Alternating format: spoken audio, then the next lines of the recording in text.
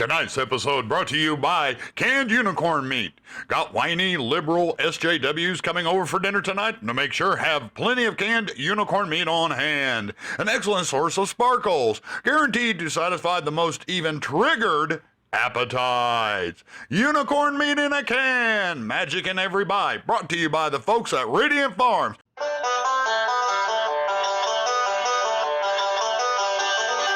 Welcome to Grandpa's Kitchen, starring Grandpa, Cousin Cletus, Cousin Elmo, and your host, J-Bob. Hi, and welcome to Grandpa's Kitchen. I'm your country cousin and host, J-Bob. That's spelled J period B-O-B. Hi, and welcome to the show. If you're new to our channel, welcome.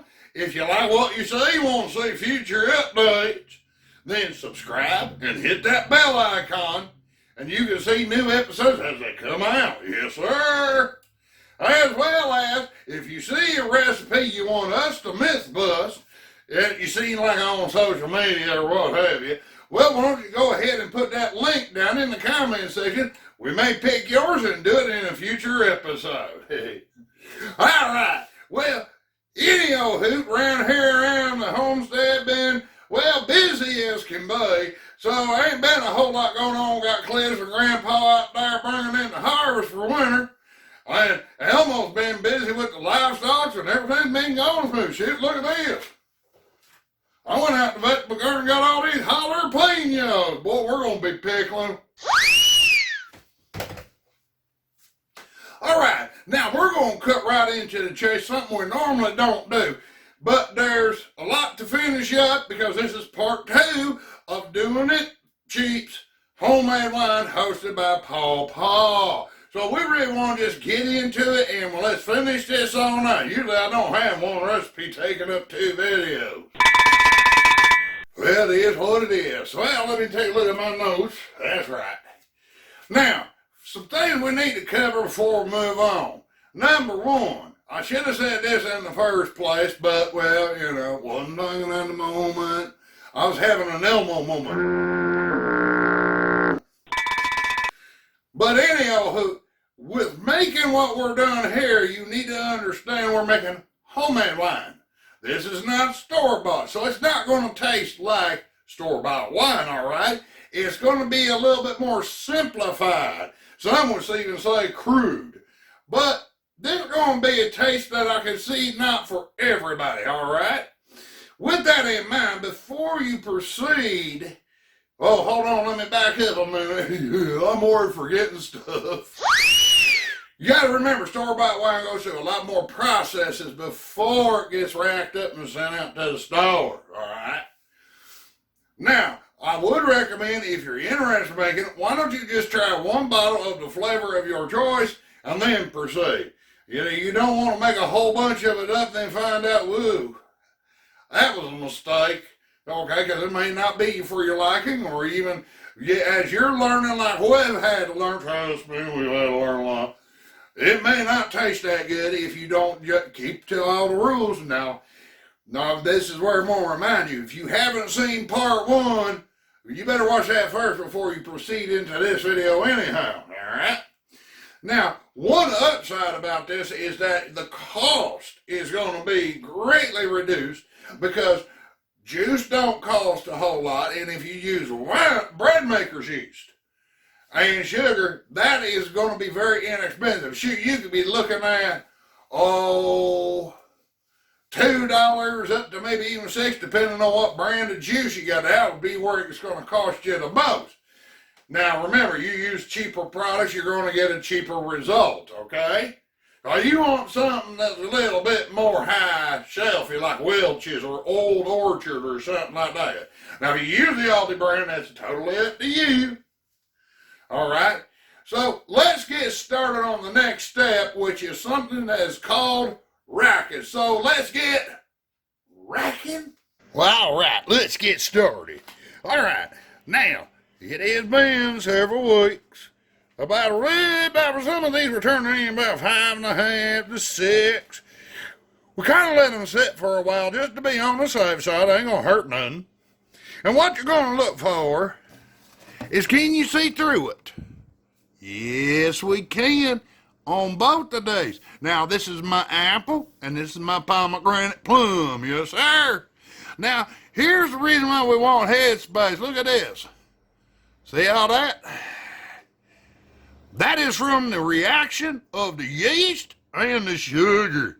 Yes, sir. It can make a big bubbly mess. It was about ready to blow this top. Yeah. But look at the apple. It didn't do that. So that brings us to the next step, which is known as racking. Now, racking is a process. We want to get all this good wine out and leave the sediment at the bottom. See, if you tilt this up, bring this up, look at the bottom. See that, all that stuff at the bottom? You don't want that.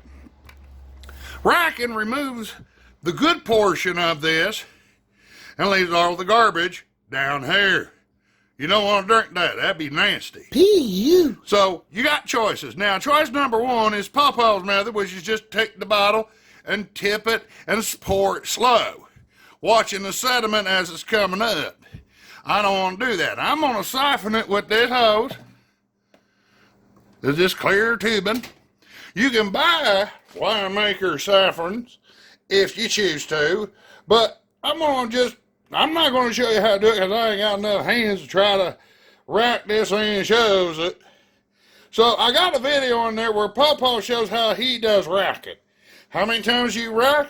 Well, that depends on how much you want more of the sediment out. You could rack this several times, anywhere from 3 to 4 times, but that's up to you. Me, I'll just do it once, and I found it does real well. So let's move on to the next thing. All right, we got them all racked up, and there's the apple, the pomegranate plum, the black cherry plum. Oh, yeah. And I'll tell you what, now, this is what they should look like when you get done. Nice and crystal clear. There's no bubbles. There's no activity. You should see that before you rack. That way you know it's done. And you can see through them as you can see through these. Now, what we're going to do is, saying this is football season, and we did do 8 different wines. Instead of doing an NFL power ranking, we're going to do Grandpa's wine ranking. So let's get on with the action. All right. Now, like I said, in the descriptions, we're going to have the video where PawPaw racks it up. Now, I told you we're going to power rank these wines. But before we do that, we want you to see how we came up with our ranking, all right? Where did we rate these wines? Well, we did it in the most scientific method that we could find.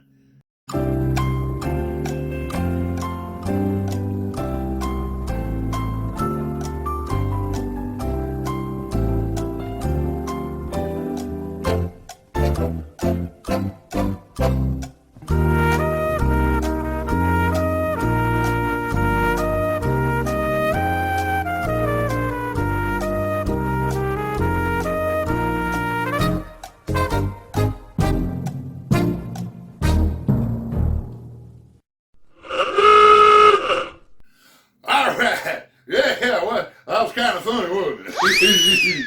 Well, anyhow, let's get started. Now, there was 8 different types of wine we made. There was pomegranate plum, black cherry plum, cherry, apple, long grape, and white grape peach. All right? Plus, we made up some others. Like, we took the excess juice and made fruit punch wine, and then we tried that experimental peculiar wine where you use water instead of juice, all right? Now, we have got it ranked up into 5 places, okay? And all of them fall into one of the 5 spots. Going from number 5 on to 1. Now, number 5, I'm going to tell you straight up, means it was a fail pass, all right? But the rankings from number 1 to number 4 were keepers, all right? So let's start at number 5, which would be the peculiar wine, the fruit punch wine, and the cherry. Peculiar wine is what you're making is an alcohol wash, all right? What you do is after you get done doing the primary racking, then you're going to mix in 1 packet of your favorite flavor of Kool-Aid. Yes, peculiar wine is really Kool-Aid wine. Unfortunately, and with the others, They were nasty. Woo! I couldn't spit that stuff out fast enough. Shoot, my taste buds had little shells saying, get that out of here. Yeah. For some reason that went all foul. I have no idea what happened. I may try it again later, but right now, after the results I got, I don't know. Now, the other two, which was your fruit punch and your cherry. Well, we got to look at the cherry first. We got that from Juicy Juice. Now, I'd have figured, Juicy Juice, well, I'm probably going to make a good wine. No. I didn't look at the label close enough, and it adds in like citrus acid and citric acid. Yeah, let me say that correctly. And natural flavors. I believe the acid that they're putting in, it's probably lemon or lime juice is what they're probably adding, is what possibly made it to where you didn't even have an alcohol content and it made it bitter as could be. Wasn't good. And as well, I'm mixing that cherry into the fruit punch. Guess what? I got the same result. Yeah. P.U. So these are ones that we ain't going to try again, all right? Now that brings us up to number 4. Number 4 was the white grape peach. Now, it's one that we found you'd probably have to have a certain kind of palate for. We didn't care for it. I mean, it turned out acceptable. It was good, but it wasn't something we would want to drink. Hence why it's way down at number 4. All right? Now, that's just going to be on preference only, okay? Leads us to number 3. Number 3 was the apple. I figured the apple would be up at the top number 1 spot, but it didn't make it. Because once we got it done, it was good, but it tasted watered down. Now, there's 2 wines on this list, which is the apple and one more. We figured because we used cheaper brands, that's the reason why we got the results that we did. All right? The apple we're going to revisit, and in fact, we've already made up another batch, but we changed what brand of juice. I went to Old Orchard apple to see if we couldn't get a better result. So, in the future, we might have a part 3 to this on some updates if we find them and all that, so, keep the weather eye. All right, but the apple wasn't bad, it just tasted too watered down. All right, that leads us to number 2. And that number 2 is a tie, which is the pomegranate plum and the grape. The grape is just like the apple. I think once we use a better quality juice like Welch's, which is what we're doing right now, making up a batch for that. 2, we found that the winemaker's yeast on it made it kind of on the bitter side. I didn't really care for it, so I'm going to try it with a regular bread maker's yeast, see if that makes an improvement. All right? But it was still good, though. And the pomegranate plum, the reason it's at number 2 was it's good. It's actually really good, but it's not something we'd want to drink on a regular occasion. So it didn't deserve a lower spot. It deserved to be at number 2. All right? And the last one at number 1, top of the bill. Yeah! Black cherry plum. Oh my goodness, that was some good sipping wine right there. Oh yeah. That'd be something I'd want on a more regular basis. All right, now, there's our rankings. So we're going to just basically put it like this. Is this recipe a keeper or a loser? Well, guess what? It's a keeper. It's just that we've learned a lot from all of this. If we get any more information, we will definitely repost it.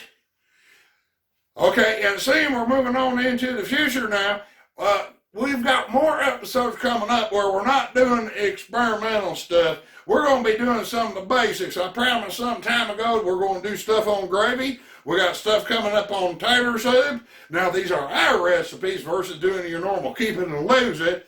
But we're going to be doing some traditional stuff that amazes me how many people where I live at don't know how to make this stuff. All right?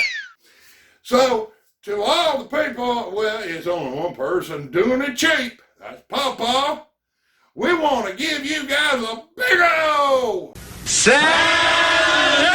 Brought to you by Low IQ Production.